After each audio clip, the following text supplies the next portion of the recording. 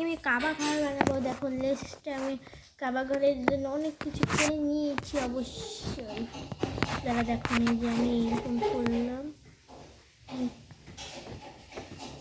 এই যে ছুরি আর এই কাবা ঘরের এই যে এইটা আমি এটা বানাইছি এখন। আর এই কাবা ঘরের ধোয়ার জায়গাটা এখন এই পিছন দিকে বাকি,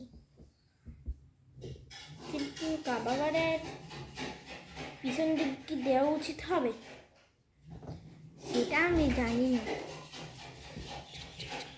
একটুখানি থুই দিলাম কাবা ঘরের ডিজাইনের জন্য।